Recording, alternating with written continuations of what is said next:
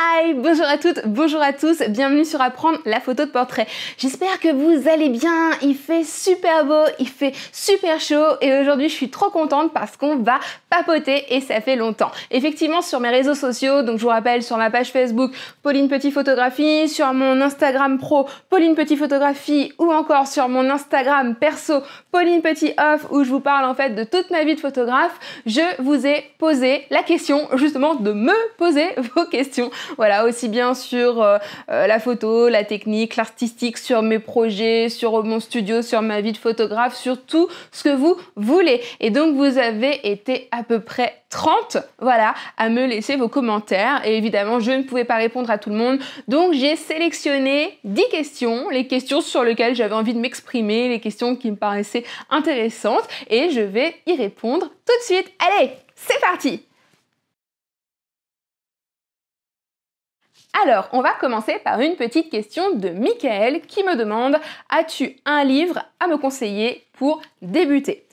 Alors Michael, sache en fait que dans tous les ouvrages de photos, il y a toujours une partie d'introduction où on nous rabâche justement les bases de la photographie, les différents types d'appareils, les différents types d'objectifs, le triangle d'exposition, le diaphragme, la vitesse, les ISO, même les bases du cadrage et de la composition. Donc globalement, peu importe l'ouvrage photo, tu auras toujours les bases. Néanmoins, j'ai réfléchi un petit peu quand même à ta question et moi-même quand j'ai débuté, j'ai investi dans un ouvrage et je vais te le montrer, c'est celui-ci. Voilà, c'est donc John Edgeco. Je me suis pas améliorée en accent. Le nouveau manuel de photographie, 2e édition. Et donc à l'intérieur, effectivement, tu as vraiment toutes les bases. Je regarde le sommaire pour t'en dire un petit peu plus. Donc toi, qu'est-ce qu'un appareil photo, le choix d'un appareil, les appareils photo réflexe, moyen format, etc. Les différents types d'objectifs, tout ce qui concerne la mise au point, l'exposition, la mesure d'exposition, tout ce qui concerne la vitesse d'obturation, le filet, le mouvement, tout ce qui concerne la photographie argentique, la gestion des couleurs, la correction des couleurs, mais aussi comment choisir un fond, l'échelle, les perspectives variées, les prises de vue, l'architecture, le nu, le portrait, le jeu d'enfant, le éclairé de nature morte, couleurs discordantes, contraste de couleurs, le camailleux, jeu de couleurs, etc., etc. Je ne vais pas refaire le bouquin. C'est un bouquin qui comporte quasiment 400 pages et en fait qui propose une vue d'ensemble d'à peu près tout ce qui se fait en photographie. Donc c'est un ouvrage hyper généraliste, mais qui constitue en fait une bonne base pour, on va dire, toucher un petit peu à tout et véritablement débuter. Donc bah moi, ça a été mon premier bouquin photo. Je dois t'avouer que je suis très rapidement passée à des ouvrages beaucoup plus spécialisés pour vraiment avoir des développements sur des sujets précis. Néanmoins, je considère que c'est ma petite Bible et que au besoin, je peux toujours aller farfouiller dedans. Voilà, il est au prix de 35 € chez les éditions Pearson. Je te mettrai un lien en barre d'infos si ça t'intéresse pour que tu puisses l'acheter chez Amazon ou ailleurs. Voilà. Donc maintenant, si on reste dans les questions pour bien débuter, j'ai une question de lf.ph qui me dit « Aurais-tu un appareil à me conseiller pour débuter ?» Donc maintenant, ça se précise un petit peu. Un appareil photo pour débuter, là on parle pas d'artistique, etc. On parle purement de technique. Donc débuter en photographie, ça veut dire quoi? Ça veut dire apprendre à cadrer, apprendre à faire la mise au point et surtout apprendre à gérer la lumière. Parce que pour tous les débutants, la base essentielle de la photographie, c'est de savoir gérer la lumière qui rentre dans votre appareil. Et donc, vous avez 3 composants à l'intérieur d'un appareil qui permettent de faire varier, de qualifier, de quantifier la lumière qui rentre à l'intérieur d'un boîtier. Il s'agit du diaphragme, de la vitesse d'obturation et de ce qu'on appelle la sensibilité du capteur, également appelée la sensibilité ISO. Et donc, ces 3 paramètres permettent de gérer la quantité de lumière qui rentre dans l'appareil, mais aussi c'est ça qui va vous permettre de faire varier votre profondeur de champ, de faire des flous d'arrière-plan, de figer un mouvement ou au contraire de créer un filet, de faire des photos à l'intérieur sans flash, etc., etc. Donc en fait, si j'avais un appareil à te conseiller pour débuter, ça sera tout simplement un appareil qui permet justement de pouvoir gérer ces différents paramètres du triangle d'exposition. Donc concrètement, ça se présente comme ça. Voilà. Et donc ici, tu as des lettres M-A-S. Voilà. En fait, si je le mets dans le bon sens, c'est mieux. Voilà. Et donc, ce sont ces modes-là qui vont te permettre justement de découvrir les réglages de ton appareil et qui vont véritablement te permettre d'apprendre à utiliser n'importe quel appareil, parce que quand on arrive dans la gamme des hybrides, des réflexes professionnels, etc., etc., tous les boîtiers sont équipés en fait de ces modes-là. Et donc, fini les modes automatiques avec les scènes, style photo paysage, photo portrait, photo de nuit, etc., etc. Tous les appareils en fait sont dotés de ces modes-là qui viennent en fait remplacer les modes préenregistrés des appareils un peu plus grand public. Je m'égare.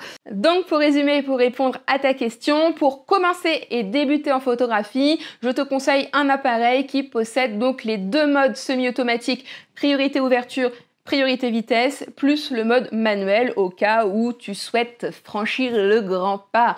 Voilà, donc ça peut être un bridge, ça peut être un réflexe, ça peut être un hybride. Même, je crois, l'appareil avec lequel je filme, c'est un compact expert, mais il possède également ces modes-là. Voilà, donc après, en ce qui concerne Canon, Nikon, Sony, Fuji, je n'ai pas de préférence. Moi, je suis chez Nikon, mais mon chéri est chez Fuji, c'est formidable.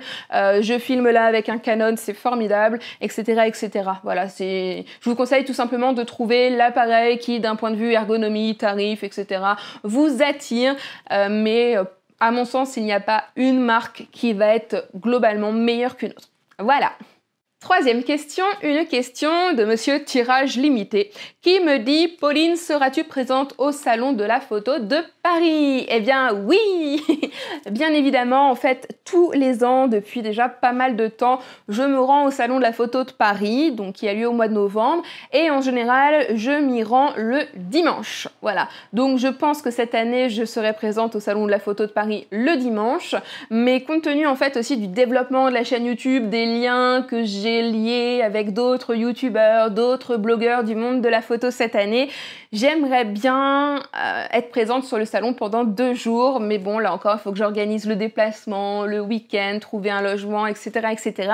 Donc, je ne sais pas encore, mais je peux vous dire que j'y serai le dimanche et que j'ai hâte de vous rencontrer. J'ai peur en même temps, c'est bizarre. En fait, moi, je suis toujours intimidée, même quand je vois d'autres youtubeurs, d'autres blogueurs, et je suis intimidée quand les gens viennent me voir aussi. Enfin bref, vous savez, au-delà de la caméra, je suis une grande timide. Donc voilà, il va falloir qu'on arrive à briser la glace, qu'on se rencontre, et puis qu'on papote en vie réelle, parce que j'en ai déjà rencontré plein d'entre vous en vie réelle, et à chaque fois, c'est génial. Voilà, il y a un petit temps où on sait pas trop quoi se dire, et puis après, on part à papoter photo, et puis ça se passe hyper bien, et puis ça papote tout seul.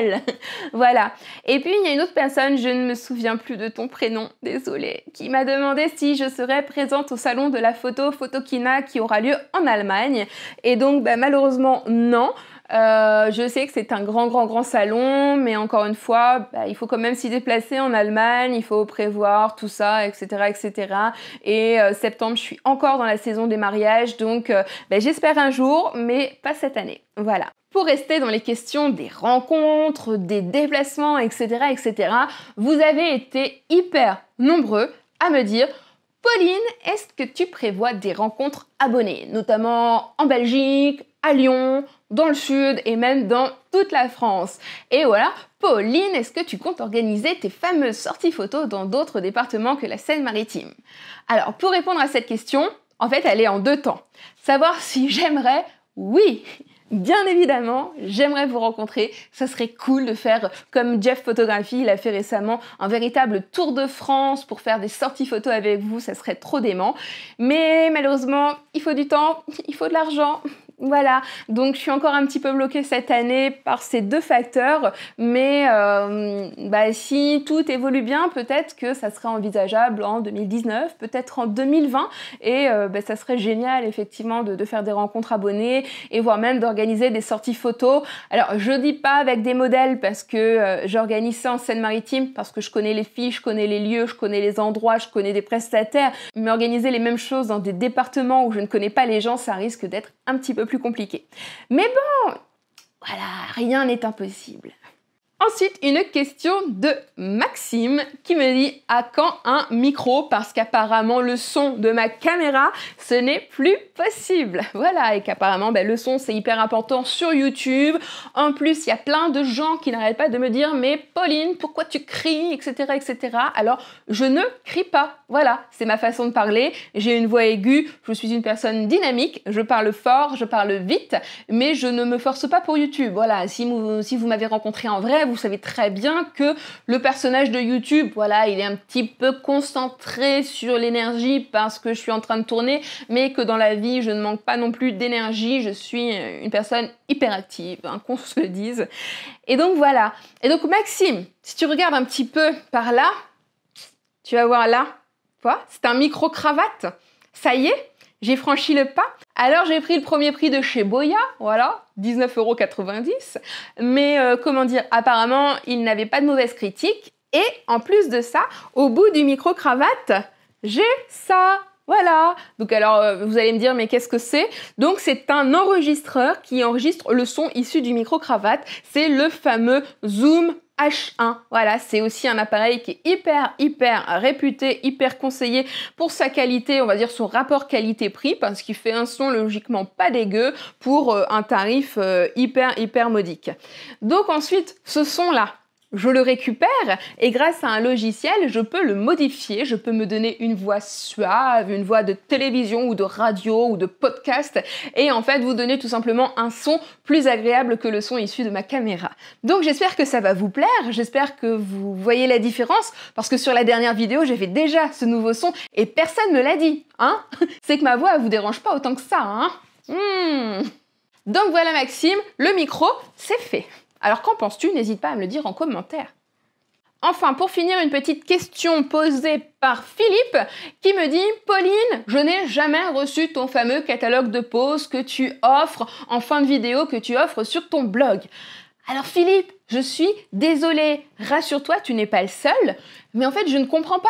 Tout est ok de mon côté, je suis chez un autorépondeur qui gère mes mails qui s'appelle Aweber, tout est paramétré, j'ai à peu près 10 200 personnes inscrites sur la liste et je dirais qu'il y a peut-être que 2% de personnes qui ne reçoivent pas le lien, peut-être un petit peu plus, quoique sur 10 000, voilà. Et en fait, malheureusement, je n'y peux rien parce que tout est automatisé et la plupart des personnes reçoivent le catalogue sans aucun souci. Donc, ce que je te propose, c'est de m'envoyer ton mail en privé sur mon propre mail et de me demander le catalogue, voilà, je t'enverrai directement le lien. Sinon, si tu es inscrit à ma newsletter, voilà, à chaque fois que j'envoie une nouvelle newsletter le lundi, je mets en bas de la newsletter le lien pour télécharger le catalogue. Donc logiquement, je ne sais pas pourquoi autant de gens passent à travers parce que l'information, je vous la donne, le catalogue, je vous promets qu'il existe, il est vraiment à disposition, il est gratuit. Il est pour vous, voilà, donc voilà, on va trouver une solution, mais pour toutes les personnes qui n'ont pas reçu le catalogue, sachez que ce n'est pas de mon bon vouloir, c'est les grands mystères de l'informatique, des mystères que je n'ai pas encore résolus. Voilà, donc là c'était les questions officielles, les questions sur lesquelles j'avais envie de papoter, mais bien évidemment, il reste plein de questions auxquelles répondre, des questions sur la mise au point, sur mes objectifs préférés, sur l'avancée des travaux du studio, sur plein de tutos, à savoir comment faire une photo de silhouette, comment faire une photo dans le noir avec des éclairages un peu stars, etc., etc. Donc sachez que toutes vos questions, je les ai bien notées, voilà, et que j'en ferai, je pense, non pas des vidéos de type FAQ qui correspondent plus à des réponses rapides, mais je ferai vraiment des vidéos un petit peu plus développées pour répondre vraiment à toutes vos questions. Voilà, et bien écoutez, j'espère que ça vous a plu. Si c'est le cas, vous likez, vous partagez, vous parlez de apprendre la photo de portrait autour de vous, vous dites « Hey, sur YouTube, il y a une nana super sympa qui fait des vidéos fun et dynamique. Et voilà, vous me renvoyez tous vos contacts pour que la chaîne grandisse. D'ailleurs, là, on doit être à 7400 et des brouettes, bientôt les 7500. Donc moi, je dis déjà en route vers les 8000. Hein. Il vaut mieux être optimiste dans la vie. Voilà. En tout cas, si vous avez passé des examens pour les plus jeunes d'entre vous, j'espère que tout s'est bien passé. Pour les autres, si vous êtes employé, j'espère que les vacances arrivent très vite. Et puis, j'espère que globalement, ce début d'été se passe bien pour vous tous. Pour moi, c'est la saison des mariages. C'est aussi beaucoup de travail parce que j'ai un gros projet qui va arriver en fait cet automne et j'ai pas une minute à moi. Voilà, j'ai du retard partout, j'ai du retard sur les commentaires, sur mes réponses à mes clients, sur mon post-traitement, etc., etc. Je cours. Voilà, écoutez, je vous laisse là, je vous dis comme d'habitude, rendez-vous vendredi prochain pour une nouvelle vidéo et d'ici là, faites plein de photos. Allez, ciao! Ne partez pas si vite, je vous donne rendez-vous sur mon blog apprendre-la-photo-de-portrait.fr où vous pourrez télécharger gratuitement un catalogue de plus de 150 poses. Et en complément, n'hésitez pas à vous abonner à ma chaîne YouTube Apprendre la photo de portrait pour ne manquer aucune de mes vidéos. Allez, ciao!